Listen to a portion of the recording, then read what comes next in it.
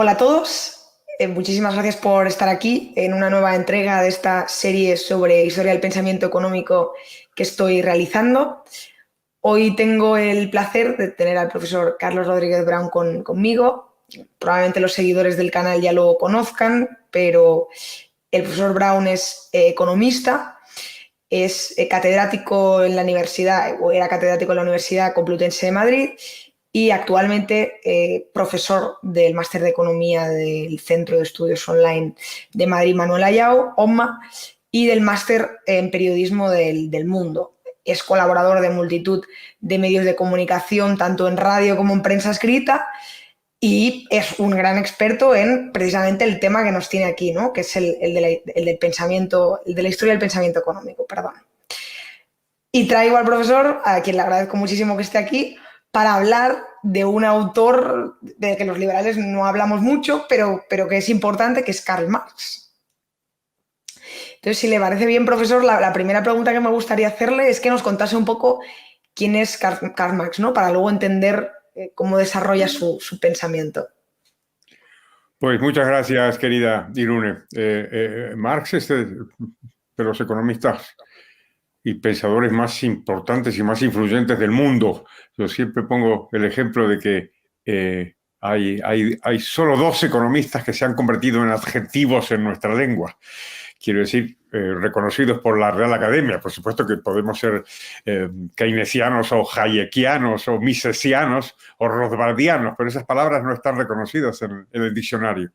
Hay solo dos economistas cuyos nombres han sido reconocidos como adjetivos. Uno es Malthus.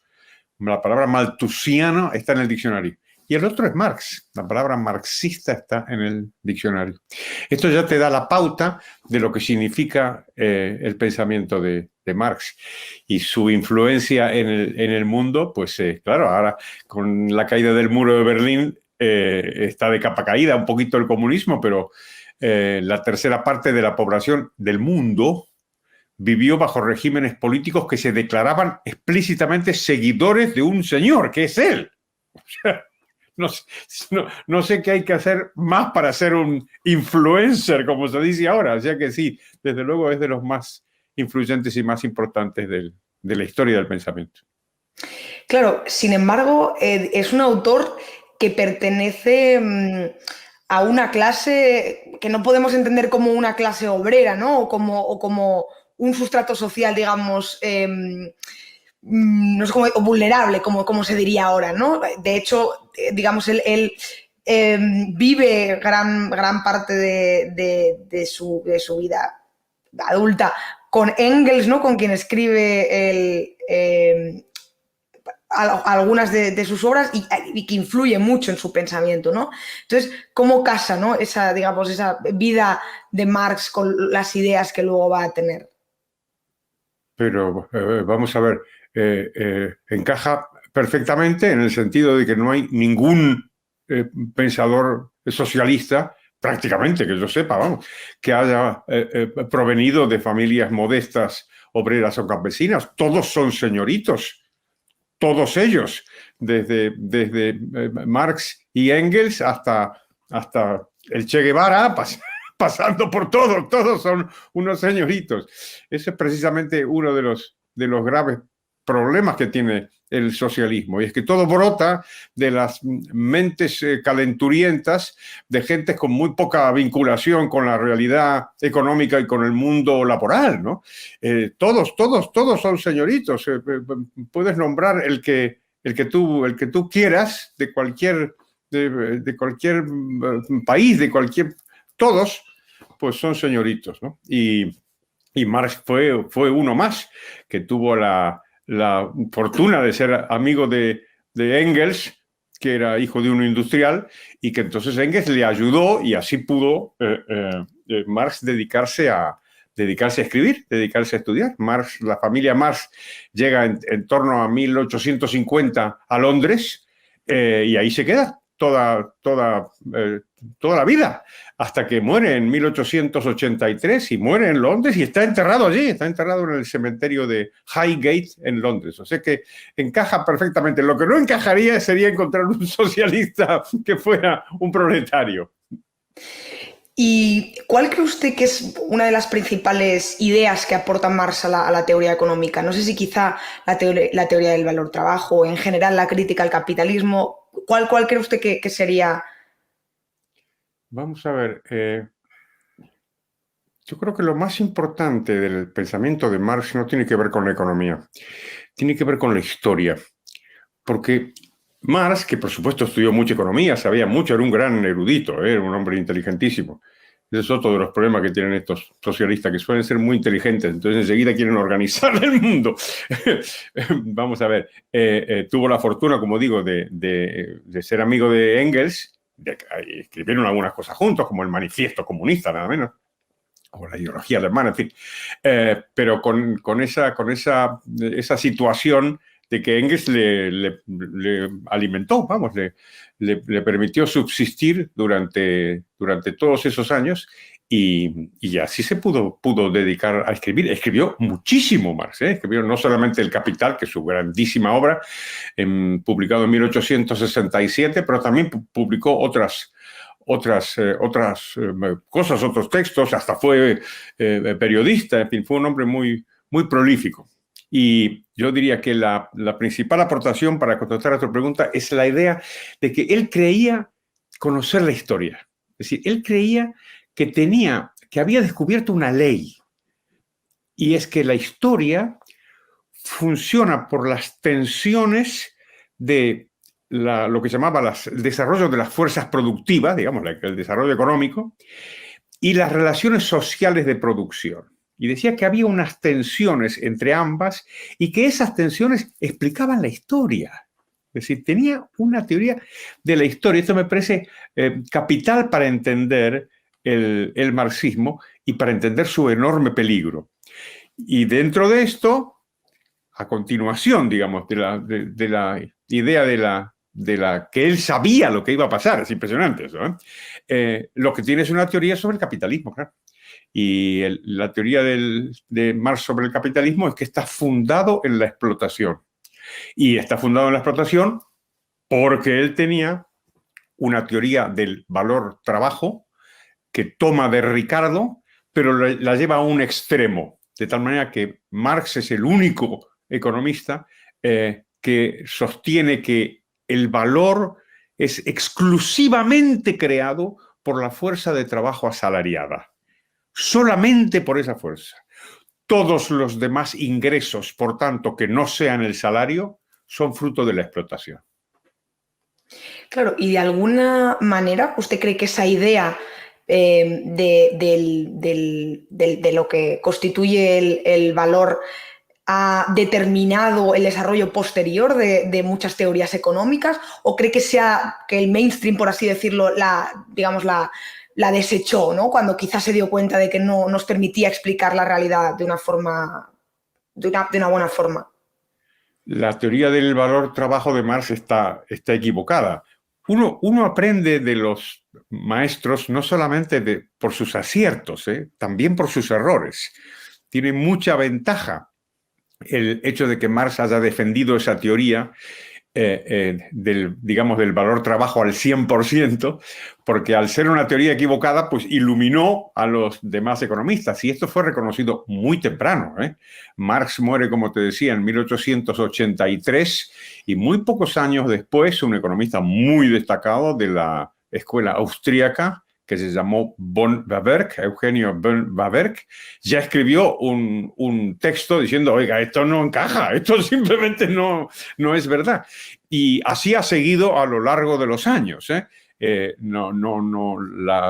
teoría del valor de Marx no se puede demostrar. Hay algunos trucos. El italiano Piero Sraffa intentó hacerlo en los años 60, pero en el fondo no hay manera de explicar el valor pensando que solamente el trabajo lo crea. Y los economistas pues no lo han admitido, claro.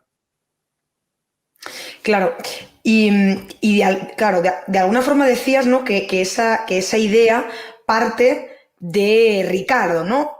Sí. ¿En qué sentido o concretamente qué coge o qué le añade a la teoría de Ricardo Hoy, Marx?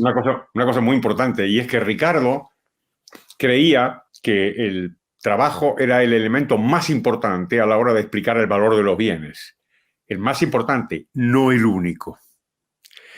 y de hecho admitió un pequeño porcentaje de la explicación del valor que podía ser atribuible al capital.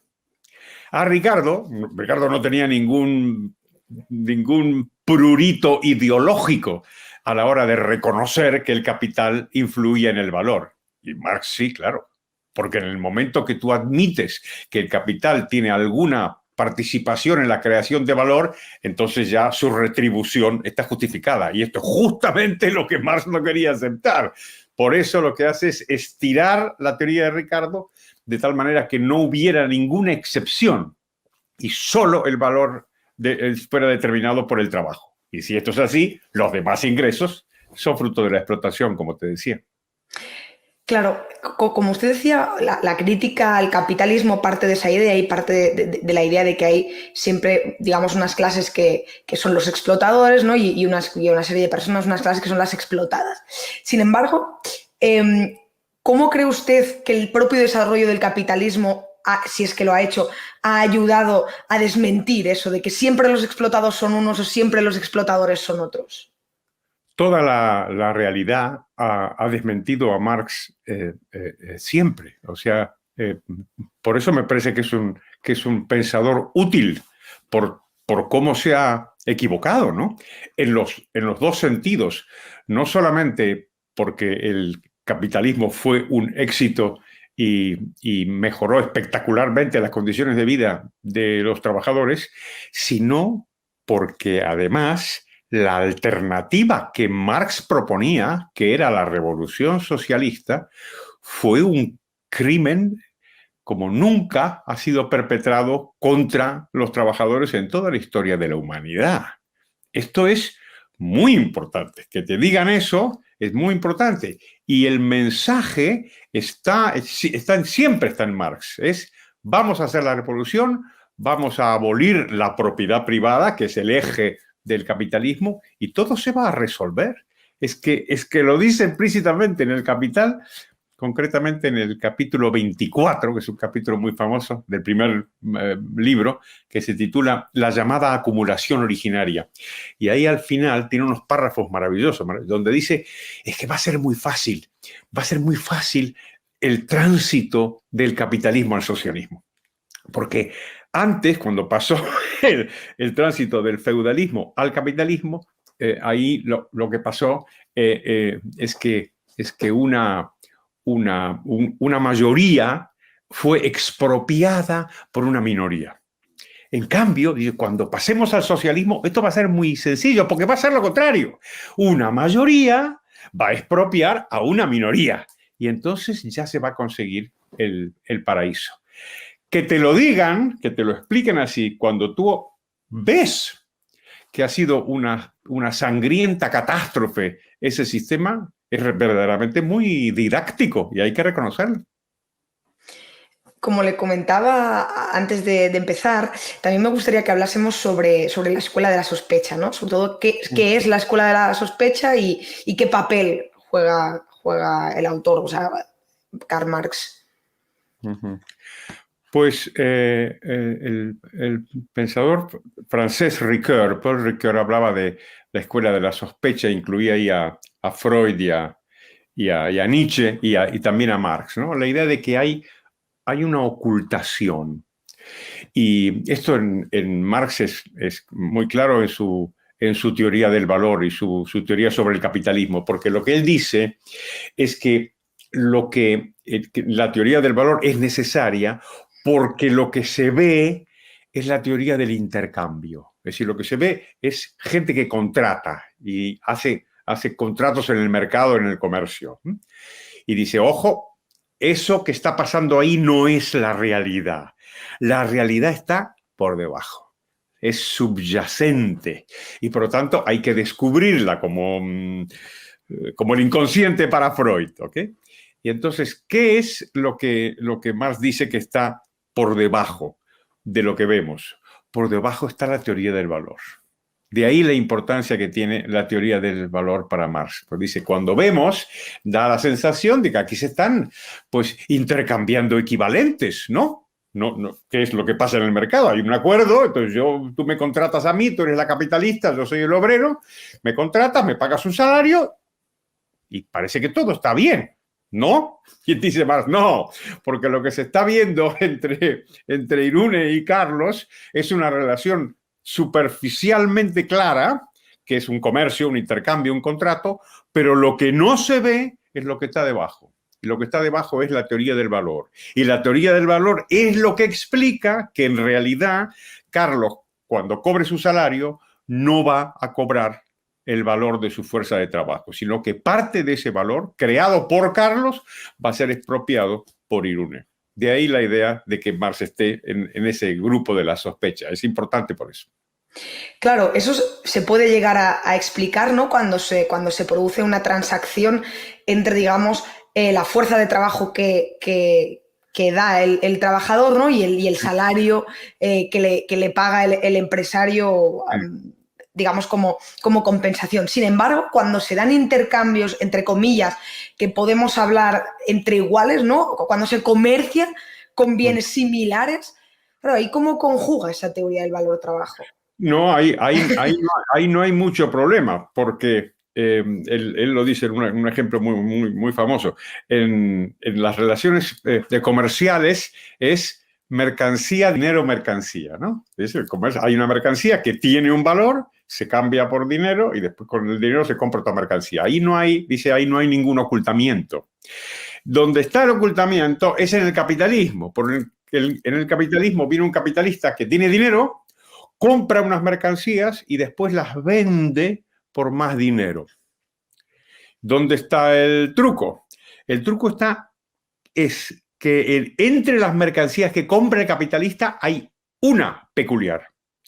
No importa la maquinaria, la materia prima, no. Hay una mercancía que es la que cuenta, que es la fuerza de trabajo. Porque esa mercancía es la que crea valor. Y como crea valor, parte de ese valor es expropiado por el capitalista. Por eso digo que no es tanto el comercio en general lo que le preocupa, sino esa relación particular del capitalista y el trabajador. Claro, claro. Entonces, digamos, para Marx, en la actualidad ya sabemos cómo funciona, pero ¿cómo se establece o cómo se debería establecer el precio? Por ejemplo, ¿no? Uno debería, digamos, ser pagado contabilizando las horas que hace, contabilizando el beneficio que saca el empresario de lo que concretamente ha producido esa persona. ¿Cómo funcionaría el mecanismo de precios, mejor dicho, de salarios, ¿no? Digamos, en la mentalidad marxista? Sí, esto es interesante porque Marx es bastante cuidadoso en el sentido de que muy pocas veces habla de qué pasaría en un sistema que no fuera capitalista. Muy pocas veces. En la ideología alemana hay un párrafo muy famoso donde dicen Marx y Engels, claro, si el capitalismo se basa en la división del trabajo, entonces en el socialismo no tiene que haber división del trabajo. Entonces uno puede ser pues, agricultor por la mañana o violinista por la tarde o lo que sea, ¿no? Algo de eso se intentó aplicar en los países comunistas, que no querían que hubiera distinciones de trabajo manual y trabajo intelectual. Pero la clave del asunto es desaparecida la propiedad privada, entonces desaparece la explotación.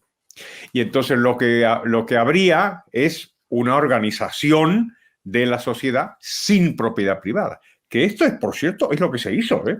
Es que no nos olvidemos que Marx muere muchos años antes, algunas décadas antes de 1917, pero desde 1917 el socialismo ya no es una teoría, ¿eh? Es que se aplicó en realidad. Y dijeron, pues nada, lo que vamos a hacer es suprimir la propiedad privada, suprimimos los contratos y organizamos todo un sistema, pues desde la, como diría Barone, desde el Ministerio de la Producción. Y así se hizo, claro. Y la última pregunta que me gustaría hacerle, marcándonos en la escuela de la sospecha, que es lo que estábamos comentando ahora, ¿no? Usted comentaba a esos tres autores y esa idea de que existe, digamos, una cosa que es lo que se ve, que no es exactamente lo que luego nos dirá Bastián, ¿no? Con lo que se ve, lo que no se ve, que no tiene nada que ver con eso, sino, digamos, los mecanismos que subyacen a lo que se ve. ¿Sería eso lo único que comparten esos autores? ¿Cree usted que se retroalimentan, aunque no sea en el plano económico, de alguna forma? Yo creo que eso desde luego lo comparten, ¿no? Y es posible que también compartan la arrogancia, ¿no? Cuando Hayek estaba escribiendo su último libro, en los años 80, y yo le entrevisté, me contó que le había dado muchas vueltas. Me dijo, sí, estoy escribiendo un libro sobre los errores del socialismo. Y le di muchas vueltas al título y al final me dice Hayek, le puse la fatal arrogancia, que es el título que tiene el último libro. Esta actitud de arrogante, yo creo que lo podemos aplicar a la teoría de la sospecha, ¿no? Y después otra cosa, esto sí que es peculiar de Marx. Acuérdate lo que te dije al principio, ¿no? Cuando me preguntaste la principal aportación, esta idea de la historia, esta idea de que él conoce la historia. Cuando yo llegué a España y Pedro Schwartz me intentaba apartar de mi joven izquierdismo, el primer libro que me dio fue un libro de Popper sobre esto mismo. El libro se llama La miseria del historicismo. Y habla de esto, precisamente de esto. Le mete el dedo en la llaga a Marx. Popper había sido comunista, como sabes. Y le mete el dedo en la llaga a Marx y dice, oiga, ¿y usted de dónde saca esto de que usted tiene las leyes de la historia? ¿De dónde lo saca? Todo esto tiene importantísimas consecuencias para la libertad humana, ¿eh? Importantísimas. Claro, si la historia está de mi lado, pues a saber tú, Irune, ¿tú te vas a oponer a mí? Sí, cuando uno ve las grandes dictaduras, lo que ve siempre es que el poder está siempre muy alejado del súbdito, muy alejado. Por ejemplo, la teocracia. ¿No? Si yo gobierno la teocracia y yo soy el representante de Dios y tú eres una opositora, pues Irune, no es que te estás oponiendo a mí, que soy un calvo insignificante, te estás oponiendo a Dios y por lo tanto te mato. Y lo mismo sucede con el comunismo. Si resulta que yo soy el dictador comunista y tengo la historia de mi lado, la historia, y tú eres una liberal que quieres oponerte al dictador, no es que te estés oponiendo a un calvo, te estás oponiendo a la historia, Irune. Y entonces, ¿sabes lo que hago contigo? Pues te meto en un campo de concentración y te mato. Y lo siento mucho porque, claro, es que estás en contra de la historia. O sea que esto de las ideas tiene importancia y también puede tener muchísimo peligro, ¿no te parece? No, por supuesto, y me parece muy interesante la anécdota de la fatal arrogancia porque no la conocía, así que le agradezco que nos la haya compartido. También le agradezco, yo creo que hemos hecho un buen repaso para alguien que se quiere introducir, ¿no? y puede empezar a entender, ¿no? algunas de estas ideas. Evidentemente, pues siempre es mucho más recomendable leer e informarse, sobre todo yo creo que en fuentes primarias. Pero bueno, la idea es aportar con estos pequeños vídeos. El anterior que hicimos era sobre James Buchanan y Public Choice. El próximo será sobre Milton Friedman, monetaristas de Escuela de Chicago. Así que la verdad espero que a las personas que vean estos vídeos les parezcan interesantes y una vez más, profesor, le agradezco enormemente que haya participado. Muchísimas gracias, Irune. Hasta pronto.